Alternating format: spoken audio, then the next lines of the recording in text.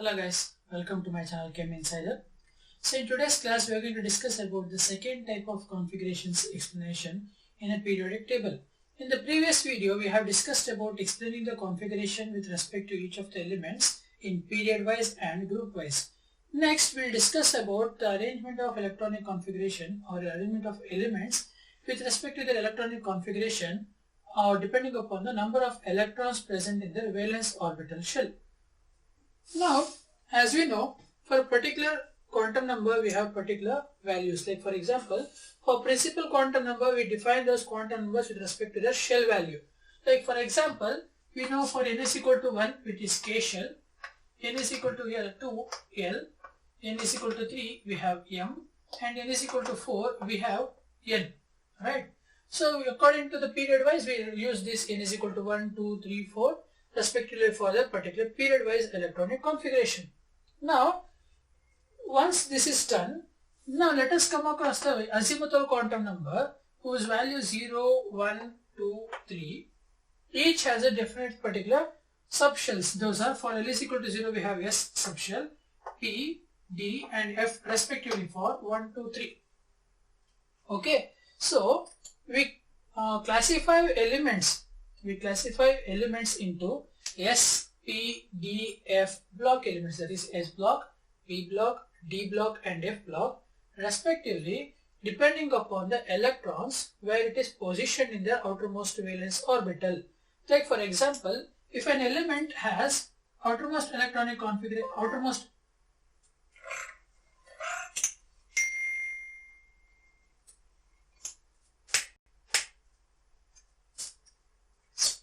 if an element has outermost electronic orbital shell with particular orbital electron, let us say, if it has their outermost electron in s orbital, let us 1 or s2, let us say for L1 or s2, then those elements are called s block elements. That means this particular s orbital should be its last or outermost orbital. Then those type of elements are said to be belonging to s block. Similarly, if the outermost electron, which is the last electron entering its atomic shell, is entering to the p orbital, then those elements are called p block elements. If those electrons are entering the d orbital, then those are called d block. And if they are entering the f orbital, then those are called f block elements. So now, if you observe the periodic table here, we have s block, p block, d block and f block. S block are those periodic elements which appear on the left hand side of the periodic table. P block appear on the right hand side of the periodic table. F block elements are placed below the periodic table and D block elements are placed between S and P block. Okay, so now we'll discuss about the electronic configuration of each of these blocks respectively. Like what is the electronic configuration for general electronic configuration of S block, general electronic configuration of P and D and F. Okay, so now let us start with S block elements. So, S block elements are those which have at least 1 or 2. S block elements are those have 1 or 2 electrons in their s orbital, outermost s orbital. If an element has a list of 1 or 2 electrons in their outermost orbital of s, then those elements are called S block elements. And further we have divided S block into 2 types. One is alkali metals. First one is alkali metal,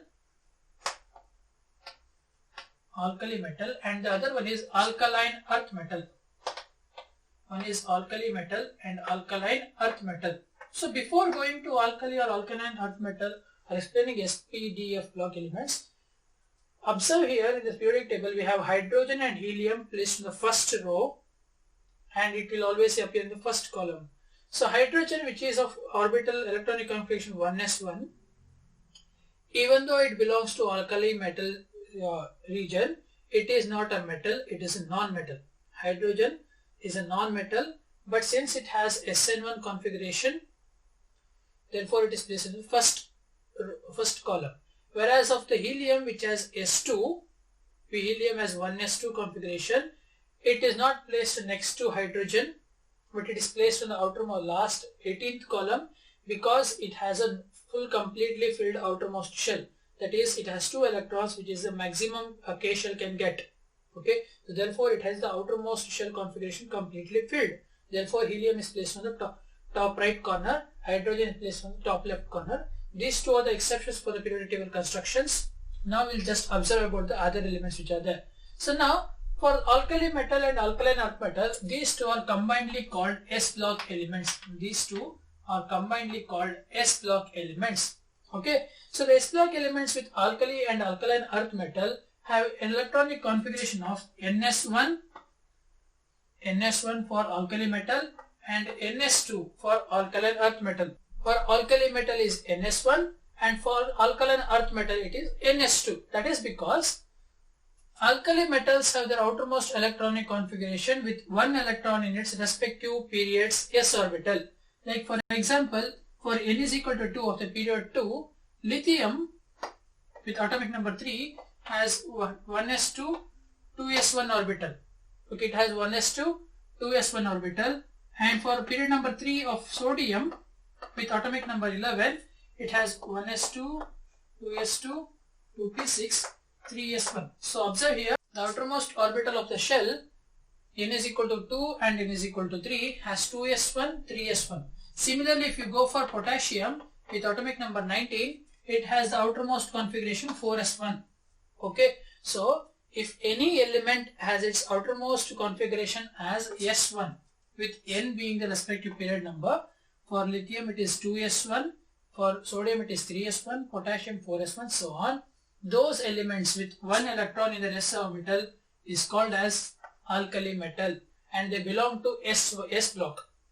Okay, first column of the S block. Similarly, for alkaline earth metal, they have 1s2, 2s2. 1s2, 2s2 for beryllium, magnesium with 1s2, 2s2, 2p6, 3s2, and then for calcium we have 1s2, 2s2, 2p6, 3s2, 3p6, 4s2. Okay, so clearly we have 2 electrons in its outermost s orbital. So therefore those elements are called as the S block elements and respectively those 3 are called as the alkaline earth metal. Okay, so this is about the S block element. Remember, even though we place hydrogen in the S block elements, it is not a metal. It just belongs to the S block element because it has 1 electron in its outermost s orbital. And for alkaline earth metal, it has 2 electrons in the outermost s orbital with electronic configuration of Ns2, where n is its respective period value, that is principal quantum number. Okay, so this is about the S block element. Next we'll come across the P block elements. So P block elements in the periodic table. So if you observe the periodic table, P block elements start from group 13 to group 14. Sorry, it starts from group 13 to group 18.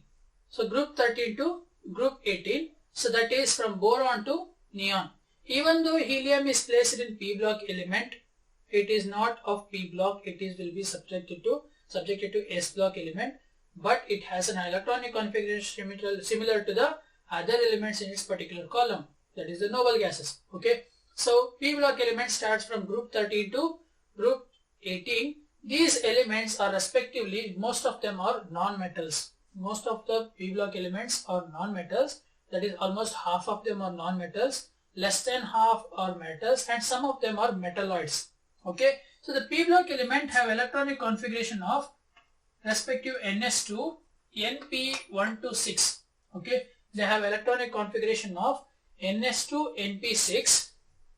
P block elements have electronic configuration of NS2, NP1 to 6, where NP1 for boron family, NP2 for carbon family, NP3 for oxygen nitrogen family, NP4 oxygen family, which is also called as chalcogens. Oxygen family elements are also called chalcogens. NP5 for fluorine family, which is also called as halogens. NP5 for halogens, and then we have NP6. NP6 are called noble gases because since their outermost orbital is completely filled, that is NP6 is the outermost orbital or outermost shell electronic configuration, it is completely filled. they are called noble gases. That is because they are very hard to react with one another. Noble gases are very hard to react with other elements. Whereas in case of S block elements, they have very low ionization enthalpy. S block elements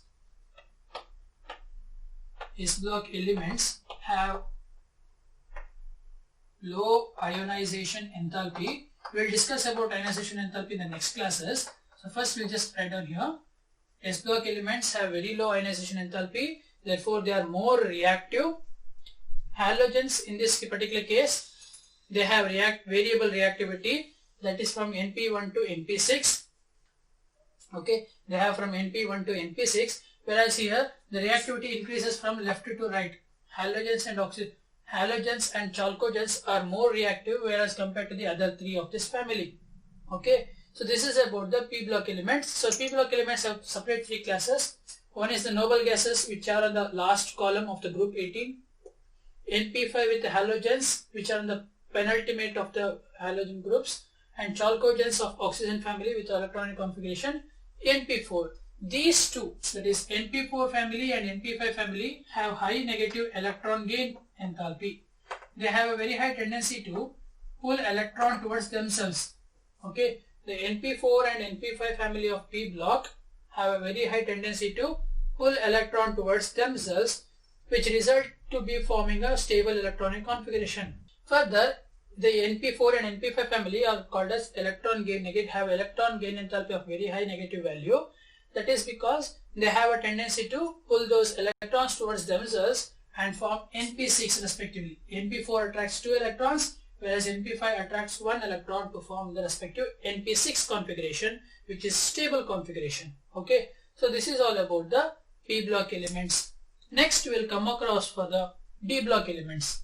So the D block elements, if you observe carefully in the periodic table, they are sandwiched between S block and P block. So if you consider this as the S block and this is the P block, D block elements are sandwiched between S and P block. As I just said, P block elements are mostly non-metals. Most of the P block elements are non-metal and most of the S block elements are metals. Okay, so clearly the D block element held as a bridge between the metallic and the non-metallic nature of the elements in the periodic table. So if you consider the periodic table, on the left hand side we have metals, on the right hand side we have non-metals, and these D block elements hold in between metal and non-metal, have a metallic character decreasing from left to right. Therefore they are called transition elements. That means they are called transition elements. Transition means they are changing their character from metal to non-metal. So the elements from left to right of a D block element, so goes on decreases with the metallic nature. They are undergoing transition. Therefore they are called transition elements. Okay, so this D block elements is clearly said as in between the main block elements. The main block elements are nothing but S block and P block together combined called as main block elements. S block and P block together called as main block elements. D block is called inner transition elements. D block are called transition elements, whereas F block will be called as inner transition elements. Okay. Now for the D block elements, what we observe here is the D block element comes across for the fourth period, that is of n is equal to 4. Since we know D block elements are those which are having electrons present in their outermost d orbital, therefore what happens is the first d orbital comes across in the value of principal quantum number n is equal to 3. Even though it is of n is equal to 3, it will not appear in the period of n is equal to 3 because it appears after a period of n is equal to 4 as it has a higher n plus L value. Okay, instead of coming in n is equal to 3 period, it comes in n is equal to 4 period because of its high n plus L value. Okay, further what we observe is the electrons which are entering to this 3d orbital, okay, electrons which are entering to the respective d orbital are called d electrons, and they have a very high tendency to involve paramagnetic properties, color nature for the elements, and catalytic properties. Okay, because of the presence of 10 electrons present in the d orbital, the elements present in the d orbitals are usually having possess certain color, and they have a magnetic property such as paramagnetic, diamagnetic, ferromagnetic property, and further they are a very good catalyst for several chemical reactions, okay, because they have a very high oxidation, different oxidation states. They have multiple oxidation states. So what we have to remember about d orbital is they have multiple oxidation state which helps them as a good catalyst. They have magnetic properties of paramagnetism, diamagnetism or ferromagnetism, and further they have color in their complexes, okay. So therefore d block elements are very much of uses in the complex preparations. So d block elements have outermost electronic configuration of ns1 to 2 and n-1 of d1 to 10. D block elements have outermost electronic configuration ns1 to 2, n-1d 1 to 4. Now it starts from n is equal to 4th period. Therefore, for the 3D series we have electronic configuration 4s1 to 2 and 4 minus 1 is 3. Therefore 3d 1 to 10. The electronic configuration for 3D is 4s1 to 2, 3d 1 to 10. Similarly for n is equal to 5, it is 5s1 to 2 and 4d 1 to 10. So this is how we write down the electronic configuration for D block elements, okay. So D block elements are called transition elements because they are in between metal and non-metal, sandwich between the metal and non-metal nature present in the periodic table, okay. So next we will come across for the F block elements. So F block elements, as we are observed in the periodic table, they are placed at the bottom of the periodic table. It's why? Because when you arrange those 14 or 15 elements in the periodic table in a normal decomposition, what happens is the complete shape of the periodic table alters, because we cannot explain the respective electronic configuration with respect to their structures, okay. So therefore what we do is we write down the 4f series of F block elements and 5f F block elements at the bottom of the table, okay. We write the 4f and 5f elements of the periodic table which belong to F block series at the bottom of the periodic table, so that we can hold up the complete electronic configuration explanations with respect to the group wise electronic configuration, okay. So now for the 4f orbital, even though we start with lanthanum, the actual first electron for the 4f orbital starts from cerium, okay.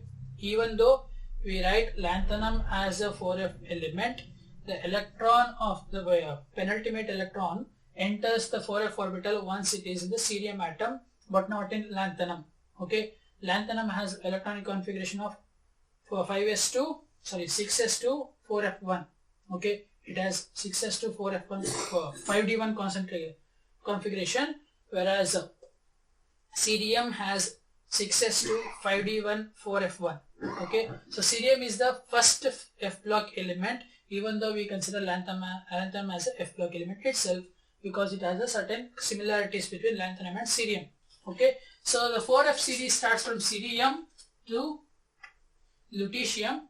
It starts from cerium and ends at lutetium, and for the 5f series it starts from thorium and ends at lawrencium. Okay. Further, these F block elements are also called inner transition elements. These are called inner transition elements. This is because these elements are found in between S block and D block, okay. The F block elements are found between S block and D block. Since D block is already a transition element, F blocks are called inner transition elements, okay. F block elements are called inner transition elements. So this is about S block, P block, D block and F blocks outermost electronic configuration in their general manner, okay. So next we'll discuss about metallic, non-metallic and metalloid nature. If you observe the periodic table, we have various colors for each of the tiles of metals present, okay. It starts from left to right. If you observe carefully, we have orange color for the first, slight yellow color for the second, and then different color for D block elements. And in the P block element we have three different classes. One with the green one in the top right corner are called non-metals. One at the bottom with the grey color are called metal transition metals. and one it is in the diagonal manner of green color are called metalloids or semi-metals. Okay, so what are all these we'll discuss now. So if you observe the periodic table now, the periodic table has three types of metallic nature elements. So the metals which are present, which metals are usually present on the left hand side of the periodic table, and non-metals are present on the right hand side of the periodic table, that is especially in the p block elements. Okay, the p block element carries certain non-metals such as carbon, oxygen, nitrogen, fluorine, chlorine, bromine, etc. These non-metals are found to be brittle. Brittle means it must just get out to powder once they are hit with a hard substance. Whereas in case of metals, metals are hard, metals are usually hard, and they can be beaten into thin sheets.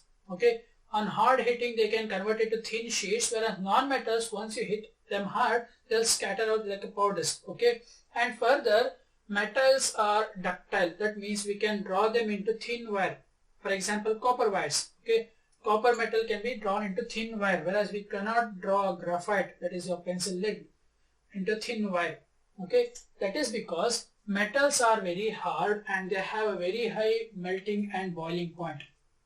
Metals usually have very high melting and boiling point in the nature, except for mercury, which is liquid in room temperature, and cesium and gallium melts at very low temperature. Except for these three metals, almost all metals are solid in room temperature, and further they have a very high melting and boiling points. Okay, whereas non-metals have very low melting and boiling points except for carbon. Okay, carbon and boron, they are non-metals and they have a very high melting and boiling point, and rest of the non-metals are having a very low boiling point and melting points. Further, non-metals are brittle, they are not even malleable or ductile. Malleability means ability of a metal to get converted to thin sheet, and ductility is the ability of drawing a metal to a thin wire. Okay, metals are malleable and ductile, whereas non-metals are non-malleable and non-ductile. Further, metals are very good conductors of electricity and heat. Metals are very good conductors of heat and electricity, whereas non-metals are very bad conductors of heat and electricity except for graphene. Okay, except for graphite, all the non-metals are very bad conductors of heat and electricity. So once you are understood about the metals and non-metal nature, if you observe carefully, what happens here is the metallic nature decreases from left to right across a period. If you consider for a period of n is equal to 2, that is from lithium to neon, what happens here is the metallic nature decreases from left to right. The metallic nature decreases from left to right up to fluorine. We don't consider noble gases as a metal or non-metal or anything. They are clearly gases. Okay, the metallic nature decreases from left to right across the period, and further it increases down the group. If you consider the lithium family, the metallic nature increases from lithium to radium, okay, cesium. So the metallic nature increases down the group but decreases from left to right. Okay, when you observe for the periodic table of p block elements, we have three different classes over there, that is silicon, germanium, arsenic, tin and tellurium. These five are called semi-metals. That is because when you compare the metallic and non-metallic nature, they just not suddenly convert to non-metallic. For example, if we say boron, the before element beryllium is metal, aluminium is slightly metallic, but boron is non-metallic. So suddenly carbon is non-metal, boron is a semi-metal. That is because beryllium is a pure metal, carbon is pure non-metal. It doesn't suddenly change from one to another. That is called undurable conversion. So it does not suddenly change to non-metal, metal to non-metal or non-metal to metal. So therefore there is a bridge of metal elements which act as semi-metal. That is, they have both metallic and non-metallic nature. Okay, so we have a certain bridge of elements passing diagonally on the p block elements. Those are silicon, germanium, arsenic, antimony and tellurium. So these five elements are called as semi-metals, and further they are also known as metalloids. So we have three different types of elements present in the periodic table. Metals, which are solid at room temperature, and some of them are liquid at very low temperatures. And next we have non-metals, which are usually solids, or either it may be gases. They won't be a liquid. Next we have semi-metals such as silicon, germanium, arsenic, antimony, tellurium. They are having a properties comparable with our metallic nature and a non-metallic nature. Okay, so this is all about for today. In the next class, we will discuss about periodic trends of physical and chemical properties in elements. If you have understood what I have explained today, please do subscribe to my channel and share this video among your friends. Okay, thank you for watching.